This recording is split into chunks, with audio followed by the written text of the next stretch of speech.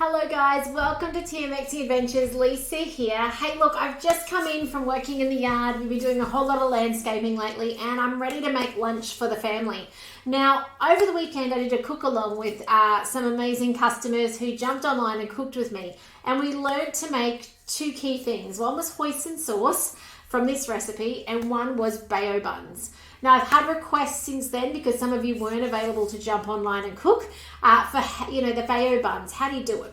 So today I thought it's a prime time to show you. We've got a little bit of leftover hoisin sauce and meat, so I'm not going to show you that part, but I'm going to show you how to make the bao buns. So I have followed the recipe here that you can see on the screen, and it's called leftover roast bao buns with hoisin sauce. If you've never tried it, go find it. It's on the UK Cookie Do. You might have to change your filters.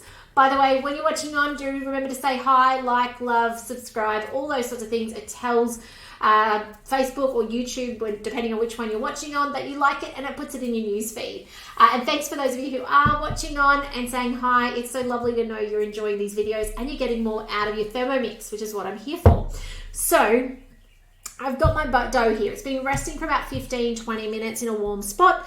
You'll notice this dough recipe actually has a little bit of yeast visible still. So if I look really closely, there's actually yeast that's still visible. Don't worry about it, okay? The question that came up about that during the cook along, it works perfectly fine even if you can see the yeast. It does need to rest. Now, this is not a normal dough. This dough has, hello, Brian and Pamela. This dough has in it some bicarb and baking soda in it. So it actually gives it a different texture. Okay, we do steam it. So out in my other Thermomix outside on the kitchen bench, it is currently coming up to steam, and I've got my Veroni here that I'm going to use. Now, there's a couple of different ways of making bao buns, and I'm going to cover those today. I'm sure there's even more, but I'm going to show you what I do. There's two ways, depending on how I'm feeling about it at the time, that I make these little bao buns. I'm going to divide them in two. Now, it normally makes 12 bao buns. Sometimes if you're making smaller ones, you'll get 18 or 16, depending on the size. I use a cup that's 8 centimeters in diameter, so I get about 18 out at that size. But you can use anything. If you have a scone cutter, they're going to be little, but that might be what you want. If you're entertaining, you might just want bite size. So I've divided my dough into two because I'm going to show you two different techniques, okay? So this one is the technique where we divide it up into 6, okay? Because that's how many in each part. And 6, there's 6. And then we make little tiny bread rolls out of our 6. So all I do here, and I'm going to put it under the camera, is I take my corners and I tuck my corners, tuck my corners, tuck my corners, tuck my corners. And I'm tucking it in so they actually go underneath. Now, if you've ever seen me make bread rolls, this is pretty much a mini bread roll, okay? Till I get a nice smooth top. Once I've got my smooth top, I put it on my mat, and then I get my rolling pin to it, and I roll it. Now, you can freestyle this. If you are really good at making circles, you do not need to follow my second technique. You literally can roll this out like this, make your beautiful circle. By the way, if your dough's not proven properly, you will know because it retracts back in. So as you roll it, it will suck back in. It means it needs to sit a bit longer, okay? Hello, Claire, how are you? So I'm going to make this about 8 centimeters. I've got the markings on my Thermomat. If you'd like to have an online demo to get yourself a Thermomat discounted and show a couple of friends a Thermomix, let me know. I'd love to book you in if you live in Australia. I know a lot of you are watching from elsewhere as well. So I'm following my lines on my Thermomat. I now have about an 8 centimeter circle. Perfect. Now it's nearly ready to go. So I'm serving these to my family. So I'm not going to do the traditional method of actually putting them on little sheets of baking paper. You can actually tear off a big, square of baking paper, cut it into little squares, and have one on each square. That's traditionally how you do it. I've got these that I just found in the cupboard. I don't know if they're still available. I feel like they no longer are stocked in the mix shop. This is just, it's like a baking paper pre-cut with little holes. I'm going to use that today. Okay. These do rise. They do expand. So you need to allow like a finger gap between them. So I'm happy with my little circle. It's relatively okay. I'm going to lift it up, especially if I'm serving my family, right? If I was serving friends, I might be a bit more particular. Now, I'm going to put olive oil on the center of mine. This is to stop them sticking together, the two sides, when I fold it in a second. Some people like to put baking paper. I just don't like the waste of extra baking paper. So a little drop of olive oil, give it a rub. especially if you're already using baking paper here as well. I'm like, oh, it's a lot of baking paper. This works just as well. And now we just fold it in half and we put it on our tray. Now, we will, as I said, finger width apart, okay? You need to be able to let them grow. They will double in height and they'll go out about a finger width. And if you put them close to each other, a bit like making bread rolls or hot cross buns, they'll stick. And then when you pull them apart, they'll have that join line. So it's nicer if you don't. Okay, if that method isn't your cup of tea and you're like, oh, that's too fiddly, this is the second method. This is kind of my usual go-to method, okay? I'm just going to roll my dough out flat into a big slab, about the same thickness I used before, so about twice the thickness of, say, puff pastry, if you were to making puff pastry. See how nicely it rolls out. And then we just get our cutter that I made mention of before, whichever size yours might be. I wouldn't go much smaller than 8 unless you're particularly making like a dinner party where you're doing finger food, okay? And I'm just going to press it in and give it a wiggle.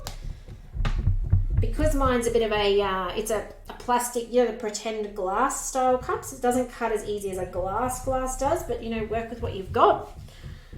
Then I just lift it up. Now, by the way, these offcuts, don't waste them. They'll become another one. However, if you work them too hard to join them all together, you may need to rest your dough again, okay? So up with this one. And these ones are obviously going to be more circular, more pretty, okay? Because you've cut them with the cutter. Same process as before, a couple of drops on here. And then rub it in, or share. It's actually not rubbing, it's just spreading it. And then fold it over. Look at that. Where's my camera? Onto the tray.